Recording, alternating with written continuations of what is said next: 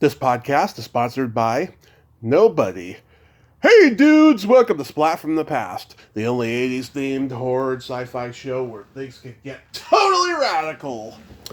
Now today I will be welcoming back my good friend Diane Sokolow. Diane has a book out called Small Potatoes. From what I gather, it's probably a partially autobiographical book about a family. And I didn't even know she was doing this book the last time her and I talked back around Christmas time. So it's going to be an interesting conversation to find out about the book and probably get into, whatever TV projects that she's working on that she couldn't talk about last time. She is such a sweet lady. We did a tribute to Nora Ephron, her close friend of many years, who's no longer with us, back in December. And this time we'll talk about the book. And it's going to be a great conversation. I just adore Diane. So yeah, here is my new interview with Diane Sokolow.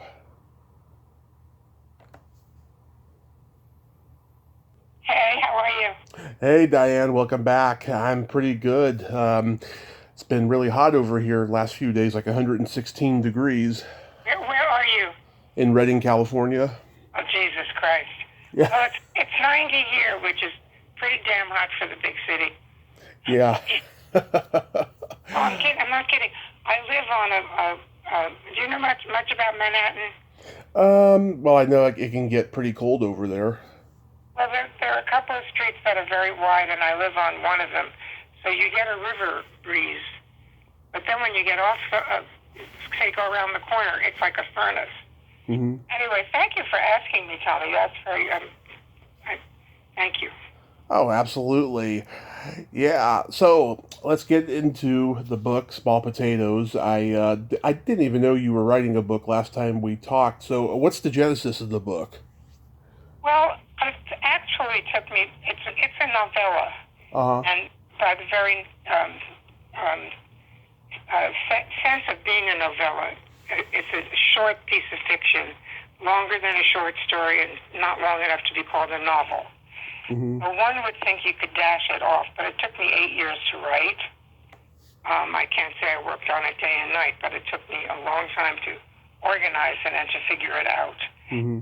And it being a novella, as I said, a short piece of fiction, there's almost virtually no market for one in the publishing world. Hmm. Too short to publish. If you have 3 novellas, you might get a volume of them. In any event, Yeah. it didn't deter me. I knew I didn't have more to say than what I did. Hmm. Well, I did it, but it took my guts out. It was really hard to do. And it's, one might say, is it a memoir? Well, a little bit, because it's based on an actual event in my childhood and my Hmm. father's life. You could say it's a memoir, though I was able, because I chose it not to be a straight memoir, to fictionalize where I had to. So that's Right. pretty much the genesis of it. Shall I tell you what it's about? Of course. Well, everybody knows McCarthyism, and everybody knows the blacklist, and Hmm. God knows it made the papers all the time, and it was big story. But my father, my father was a postal worker. Hmm. Lived in Brooklyn, and that's where I was born, and that's where I grew up. And he as a postal worker, was a government employee. And my mother was, for lack of a better word, a commie. A local neighborhood progressive. She liked to call herself a communist.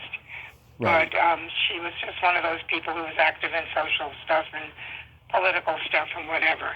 And at a certain point during McCarthyism, believe it or not, but you got to believe it, everybody, not just the above the title famous people who had any connection to the government Hmm. or connection to rep, were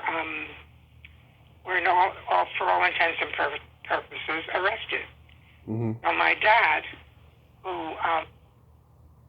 uh, um, he was a two-job guy. I mean, he had a morning job, and then he had a desk job at a big post office building 4 to midnight. Got suspended with no pay and no chance of his pension. So it was a very, very tough time, not only in our family, but in terms of what was really going on at that level in this country. So that's the story I told. And the title comes from something he once said about himself. What do they want with me? I'm small potatoes. Wow, that's interesting. That came from that. Yeah, and that stuck with me. Listen, I've told you in past conversations, I'm really, really, really, really, really old. So I've had a long, long, long journey. Yeah. We talked about, professionally the last time we spoke, but I also grew up during, I was a little kid during World War II, and then, of course, afterward, that's when these things really hit big time, when there was the quote-unquote Red Scare, and all of that. So that's really why I wanted to tell this story, because I think it's an important story for my family to know. I have a decently sized personal family, in that I have my 3 kids and 4 grandchildren. But I have a big outreach of cousins and, relatives, and I thought, you guys got to know this. This happened in your family. So that's what my impetus was. And then once I got on a roll, sometimes I think I wrote it, I don't know, as a magical realism. I don't remember writing. You sit at your computer and you do it, and then when did I sit at the computer and do that? I don't remember. But nonetheless, finally got it to a place where I thought, I gave it to my kids to read, and they, what are they going to say? Right. They just knocked out. And I could not find, although I know practically every literary agent on both coasts, I couldn't find anybody beyond saying, oh, gee, I really enjoyed reading that. No one could figure out what to do with it. But I have an old friend.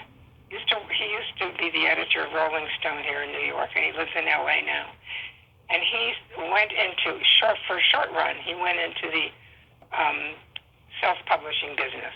And so I called him, and he's not in that business anymore. But he hooked me up with a guy in Minnesota who I've never met, who could not have been more brilliant and great.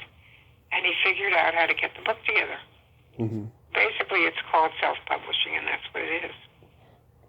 Yeah, a lot of people I know are doing self-publishing, but the funny thing is, there's a lot of people I know, they write something and they don't know if they want to get it self-published or go with a literary agent and then get it published for a major company. I don't understand what the big mystery of that is. Well, my God, if you can get a publisher, that's what you have to do. Yeah. Self-publishing means self-promoting. It means getting the word out.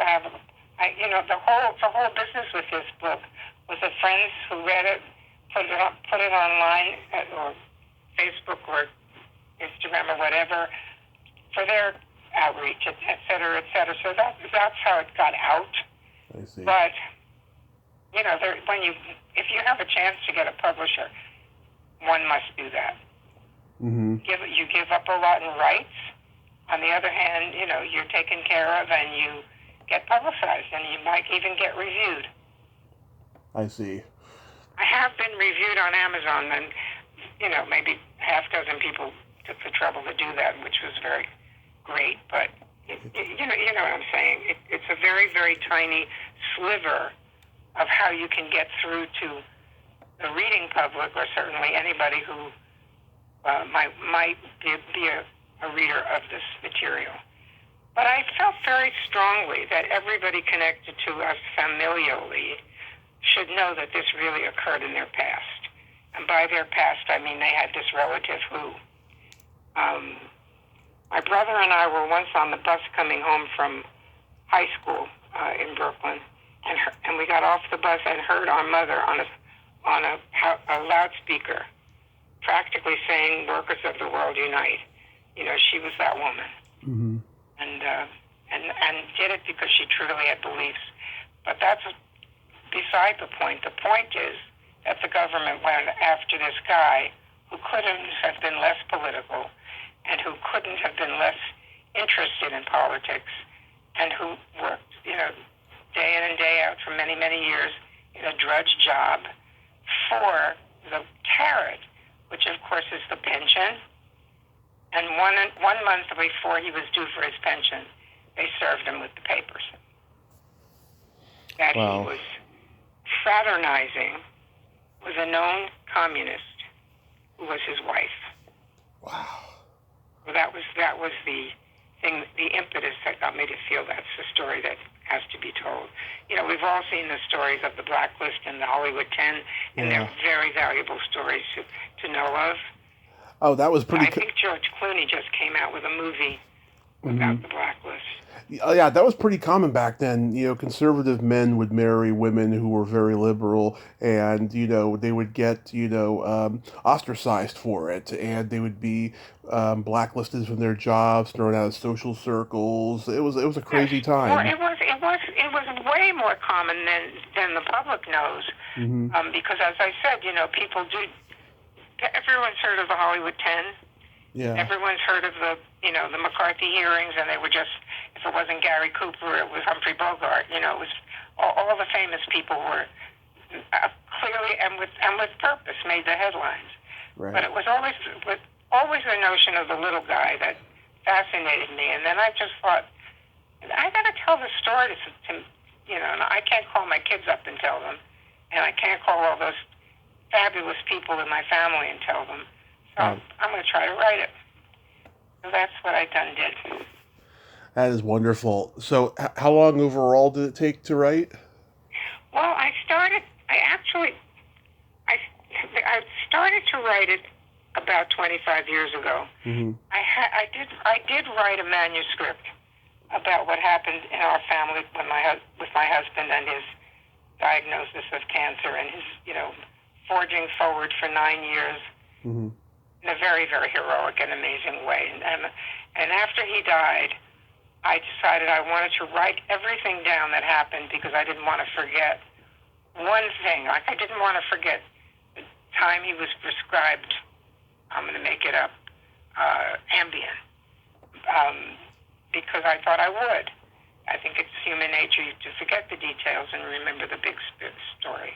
Mm-hmm. Well, I wrote this manuscript, and there are a lot of attention on it. An editor at Random House wanted to publish it, and when publishing was just about starting to acquiesce to the sales reps who decided what should be published, as opposed to the editors who, had a certain taste or whatever. And so I was called into this meeting. I did have an agent at the time, and we were very optimistic.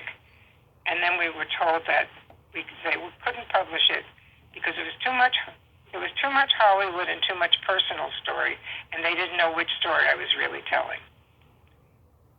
I was fine with that in the sense that I promise you I didn't do it to be published. I really did it for our personal annals. But I was disappointed because I had this great husband, and it would have been fun to see the book about him. And then I got an inkling to try to write this story. And the very agent who was so kind and fabulous and encouraging said to me, "Oh, please, no one's going to want to read that. No one. Oh. There was nobody. You're nobody. No one's going to read it." So I was so discouraged. And so I just walked away from it for many, many years. And then about, as I said, about 7 or 8 years ago, I got into it big time. And by big time, I mean I started to really get serious, and it took me almost the full 8 years to finish it. So that was the genesis of it. God. I have been trying to write a memoir, which probably has a way better title than what will be in it. Should I tell you the title? Go ahead. I clawed my way to the middle. Stayed there for 50 years. I like that title. So yeah, it's a good title. Now I have to go write the damn book. But in fact, I have been working on, you know, taking a look back at not only what happened to me, which you and I have talked about in the past, but have the genesis and the transformation of the film and television business certainly over the last 30 to 40 years. And I'm enjoying that. I'm really enjoying writing that. And that I'm getting a little bit more encouragement on, because it's not going to be 105 pages like this guy is. I told a friend of mine who called me up and said, I ordered your book. I said, well, don't think it's an LL Bean catalog when you see it. It's so small. It almost looks like a pamphlet, because you might throw it out by mistake. Anyway, it is what it is, and I'm very, very proud of it, and I really do love reading it. That's wonderful. I'm gonna get a copy myself. People, they always say, "Oh, this is not gonna sell. That's not gonna sell." That is just awful. I remember I told a friend of mine like 10 years ago I wanted to write a book about the 2.5 years I spent working as a bouncer in this famous bar in the Bay Area, and he said it's not gonna sell, and I said, it's not going to sell to a publisher, or it's not going to sell one copy. And he's like, both. He's like, you're not famous, and the story is not that interesting. And I'm like, yeah, it is interesting, the things I experienced there. Tommy, I hope you write it. And and to the degree that I can be encouraging with my process, I wrote chunks of this. I didn't do it in a cohesive way. I spent a lot of time on a certain aspect, and then I would move to another part. I wrote a lot of it on my iPad in the notes section, and then I would, I'd print them out and I'd work on them. I kind of put it together that way, and I encourage you to write. I would read your book in a heartbeat. Everybody's got a story to tell, and everybody's right. I believe that. Yeah, I have a couple of books in me I want to write about. I've been working on a memoir on and off for about a year now. And the older I get, the more tedious writing gets. I have noticed, I used to love to write a lot more, but it gets really tedious. I also want to write an erotica book about all of my sexcapades that I had in my 20s and early 30s. And also, cotton in my ears. Yeah, that book you don't have to read. But yeah, I mean, I have a few books in me. All I'm saying is, just go do it. I mean, and that sounds so cavalier of me. Right. But I mean that. Just, write a section, put the section away, write another and see where they come together. What do you have to do to bridge them? Just write. You don't have to start at Once Upon a Time. Right. It doesn't have to start at page 1. I know. It took me a long time to realize that. I listened to a really great audiobook where it wasn't a Once Upon a Time story. Everything was scattered all over the place, and it was enjoyable because it was cohesive and it was entertaining. But I bet you that writer didn't write it that way. I bet that writer wrote it more chronologically and then figured that out. Yeah, I am a linear type of a guy, but I also like all over the place. Well, start linear, and then you figure out if you want to go all over the place. I mean, you haven't read this yet, and I hope you do. I will. But it's in 2 parts, and one part takes place, then the second part takes place 25 years later, or 20 years later, and I actually had an easier time writing the second part than the first. Because I kind of jumped around, and I'd say to myself, I think this ties into what I had said before, blah, blah, blah. So I'm very encouraging to everyone. The downside of self-publishing is nobody knows you're out there. The upside is that you have total freedom to write and express what you want. Mm-hmm. And there are definitely ways to get your book out there. I'm not motivated to do that. How did you hear about it? How did I hear about your book? Yeah. I saw you advertise it back in March, but I was so slammed for months of interviewing people. I was like, okay, I'm going to put Diane's name on the list eventually when my schedule clears, and that's what I did. Well, you know what? I didn't. It wasn't me, even me. After I got the book and actually got copies Mm-hmm. from the guy who, as I told you, was a genius in Minnesota and took care of it. One of my kids called me and said, "What are you going to do? How are you going to get it out there?" And I said, "Well, I sort of told my friends, blah blah blah." So all three of my kids, who have very different social media outreach, Mm-hmm. put it on social media, and so did a couple of my very close friends did that. And so therefore, if let's for argument's sake, I have 1,000 friends. Yeah. My kids each have 1,000 other friends, so that's how it kind of got out. But it wasn't even me. I mean, I couldn't imagine saying, "Hey, I have something great to tell everybody. I just did this book." I couldn't do it, but they could, and my kids were great about it. And so were some of my friends who I gave early copies to.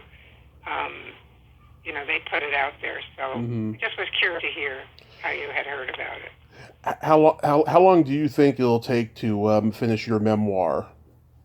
I think it's going to easily take me another 2 years. Mm-hmm. I showed a rough draft to. There are some fabulous editors in New York who work freelance, who got canned from big jobs of publishing, Sims or Random House or whatever. That happens to a lot of people, very experienced. And I hate to use the word older because nobody's older than me. Somebody said the other day, do you remember the first concert you went to? I said, yeah, Beethoven live, one night only. I mean, I've been around a long time. So I got a hold of one of these editors, and we had a lovely conversation. And I sent her a rough draft of what I had been working on, and she was extremely encouraging. I made a deal with her. I mean, I had to pay her for her time. That's how those editors are now living. And off her notes and off some suggestions, I'm now working on another draft. Awesome. Yeah, awesome. And I'm enjoying that and looking forward to working on it. But it could take me another 2 years to have anything remotely reasonable that anyone could write. What was your first concert? What'd you say? What was your first concert? Oh, my first, you want to know the truth? The absolute goddamn truth? Yeah. Paul Robeson. Paul Robeson. I was about 7 or 8 years old. But that's because my mother's a lefty. Yeah. He got tickets because he was singing at City Center in New York. And it was such a highlight day for me as a kid. Because, when I was a kid, honestly, Tommy, you got dressed up to go across the street to buy the newspaper. I mean, you couldn't leave your house. And if there were jeans, we called them dungarees, but you just didn't. If my mother was out of butter, she'd say to my dad, "Oh, God, I'm out of butter." He'd say, "Oh, I'll pick some up for you." And then he'd put on a hat and coat and a tie to go across the street to buy butter. So that's how it was. But the day that I was taken to that concert, everything about that day was special to me. We had a record player, and she played his records all the time, Paul Robeson, and he was a magnificent singer. Are you aware of him? I can honestly say I'm not. Is he like big band swing and all that? No. One of the most interesting men you'll ever know. He was an All-American football player at Rutgers. Okay. He was the most incredible singer. I guess it was a basso or bass, a basso voice. Phenomenal. He was an African-American man. He was in the original production of Showboat and the first person to sing Old Man River. Nice. If you can ever find him on, somehow on YouTube and listen to that, you will be shocked. He was a Renaissance man, and he was an amazing writer, and he was a persecuted African-American man, hugely persecuted, and actually went to live in Russia with his family for a couple of years. Wow. And I'm talking about really back in the day, because I think Showboat was probably in the 20s or even earlier.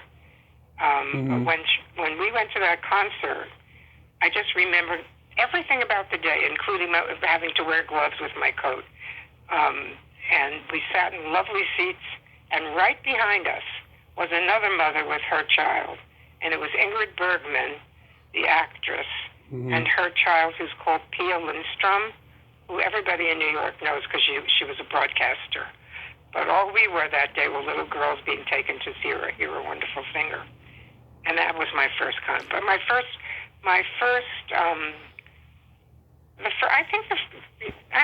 don't think there were concerts. When we got married, we went to Vegas a lot, Mm-hmm. and we saw Elvis. Yeah. You know, we'd see every act there was, and we saw the Rat Pack and all those guys. It was, Yeah. we were.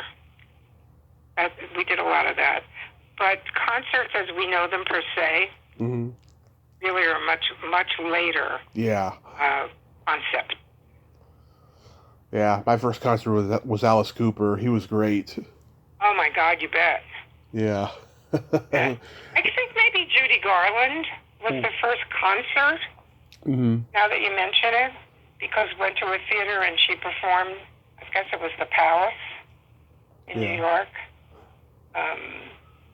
But, bands, I didn't know. It was very different until rock and roll. It was just different. Absolutely. Yeah, I mean, so many seeds were planted for rock and roll, too. Absolutely. By the way, have you seen the Elvis movie? The week it came out, my mom had a knee replacement, and her and I are big Elvis fans. We were going to go, but, right now she's in recovery mode. We would love to see it on the big screen, but, by the time she recovers, it'll probably be on demand already, so we'll see it. I think it's got a long life in the movies at the theaters because it's doing I hope so. business, and it's doing Top Gun business, a very, very huge. Mm-hmm. But however you see it, and I totally encourage you to see it with your mom if she's an Elvis person. Yeah. I just remember when we saw him in Vegas at that hotel where he worked all the time. We were excited. My husband and I were both fans of Elvis, Mm-hmm. and we were shocked by how funny he was.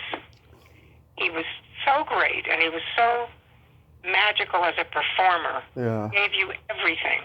I mean, we were one of 3 shows a night that he did. He was phenomenal, but he was really a funny guy, and we were both so stunned by that. Mm-hmm. Yeah, I urge you to see that movie. That's a good movie. I went to a theater to see it with about 95 masks on. Really? Oh my God, it's insane. Yeah, I just love the magic of Elvis.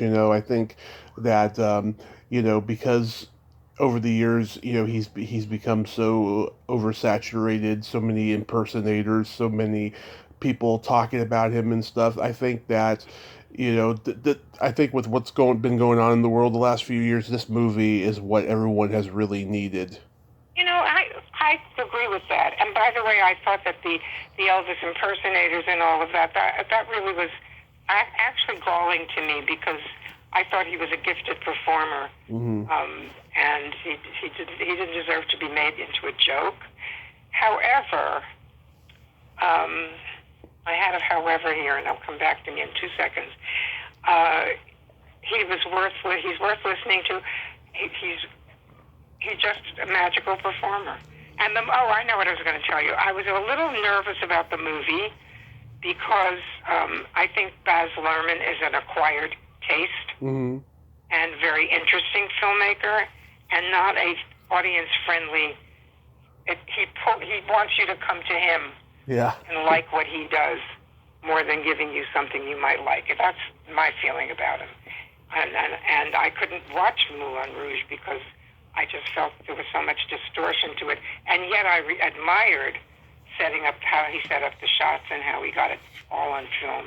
I was a little nervous. Interesting. But he doesn't do that here. A little bit, a tiny little bit, but not enough to take you away from the real story and phenomenon that this man was. Right. I know there's some people are criticizing the movie, saying that all it is a manifesto for the director visually, because he's become such a pioneer of the digital medium. I mean, obviously it's going to it looks great, Well, that and was a concern of mine, and I was a Mhm. little afraid that it was going to overtake my feelings about the subject.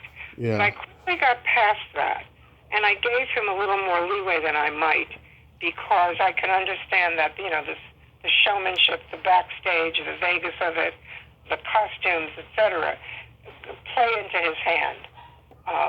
But it's a very, very good movie. Tom's really good too, Tom Hanks, and it's a very gutsy role for him because he's such a villain. yeah, But he's good in it. And yeah. I'm going to go back. I mean, if I told you, I went by myself. I went Friday afternoon thinking, oh, no one will be in the theater. Of course, every seat was sold out. I was happy because an old friend of mine is one of the producers, and I was happy for her that it was doing business round the clock. But I'm going to go back, I think, the week after next. I promised a friend of mine I'd go who wants to see it. I said, I'll go back with you. I want to see it again. Awesome.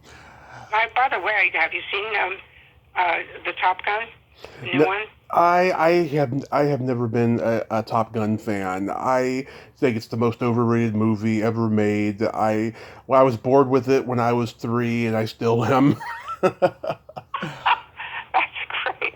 Well, you give so just like the first one, which you have to give over everything to because there was no war. We Yeah, didn't have enemies, but nonetheless there were dogfights in the air. So it was as though there was a war. yeah, And it's pretty much the same movie, but better. Second movie's great. Just yeah. a fabulous movie experience. Maybe I'll go see it, but just right now, there's a lot of craziness going on at home, helping my mom, Well, with some sorry about that. surgery. How is she doing? She's in a lot of pain, I won't lie, but she's a tough Italian broad. She'll get through this. Do you mind my asking you how old she is? 68. Say that again? 68. Oh, so in my world, she's a kid. Yeah. She's the kid in the picture. Oh, God, give her my best, and I hope I know so many people who have had that happen to them, and it takes longer than they prepare you for. Apparently, the idea of you'll be up and walking in 5 minutes. It's Yeah. a longer recovery, at least in people I know that have done it. Much longer recovery, yes. And she's lucky that she's got you on her team. Yeah. So last time we talked to you, you mentioned that you were working on a limited series or something. What's the status of that? Well, I'm still working on my projects, and they're still moving forward. The limited series business, back in the day, it was called miniseries. Mm-hmm. You would do, and miniseries were over 2 nights, except in the case of maybe Roots or one or Miss Jane Pittman that went a little bit longer. But basically, they were 4 hours over 2 nights, and that concept has now become 6 to 8 hours. Yeah.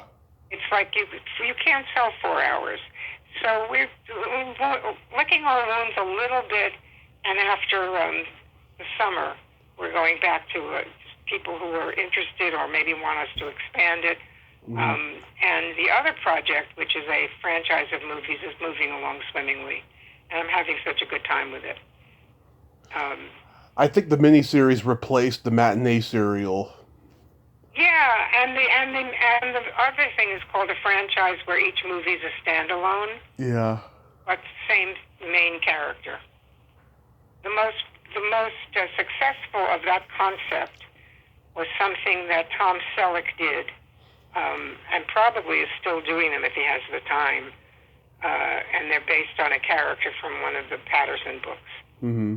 And but this is, for me, a gem of a project to be working on, because it's just in my sweet spot. That's awesome. I'm happy to have that. And then I'm excited about the New York Yankees, so what else can I tell you? Are you a baseball fan? A little bit, not too much. Yeah, I was a huge Giants fan. I haven't been following the Giants since my car accident 7 years ago because the guy I was with was a huge Giants fan. We used to go to the games, and so it's still got Oh, a shit. little bit of trauma left over Yeah, from I it. can hear you. Yeah, Well, because of the pandemic, and by the way, it's back in New York very frighteningly. yeah, It's, I think it's true in LA too. At least my kids who are in LA, although they went to a wedding in Mississippi and got COVID, and then came back and then they were fine. So maybe they won't get it again. But a lot of people I know are getting it again. yeah. I mean more people I know have had it more than once. It just seems to be back. Yeah. So I'm back in my cute apartment. Your cute apartment. I like that. Is there anything else you're working on? No, I am. I'm so glad you got in touch with me about small potatoes because I don't even want to say it was a labor of love. I'm very proud of it. I'm very happy I got it down. And I think, and as I said, I do think it's a story that needed to be told. And that there must be 10,000 stories like it, but I'm the one who had that experience, and I told it. And it's definitely motivated me to get back to work on my memoir, which I'm thoroughly enjoying doing. But I'm also writing that in fits and starts. Also writing chunks on, on my notes app or something, and then pulling it together. At a certain point, if you feel up to it, maybe a year from now, I'll slip you a copy and you'll tell me if I have anything. Absolutely. That would be great. I have a joke for you. Uh-oh. Go ahead. What do you call a boy that doesn't masturbate? I give up. A liar. You always leave me with a laugh. That's very funny. I was telling one of my kids that you and I were going to speak today, and Mm-hmm. he said, "Oh, I remember you telling me so much about the Willie Nelson joke." Yeah. I remember that. Yeah. Oh, it's funny. Anyway, Tommy, thank you so much for getting in touch with me, and I hope you get a chance to read it, and maybe we can talk together again or privately or whatever. Absolutely. I'd love to hear what you think. Absolutely. I will let you know. And you have yourself a great day and be safe out there. Thank you, and the same to you. Much love to you. Thank you so much. Much love to you. Bye-bye. Bye-bye. Well, there you have it. Diane Sokolow. Ain't she a sweetheart? Oh my God, I love talking to her. I'm going to go check out that book, and you better too. It's on Amazon, and I don't know if she has a website. I should have brought that up, but go check it out on Amazon. Well, until next time, this is Tommy Throwback Kovac saying there's no shame in living in the past because the present sucks. Later, dudes.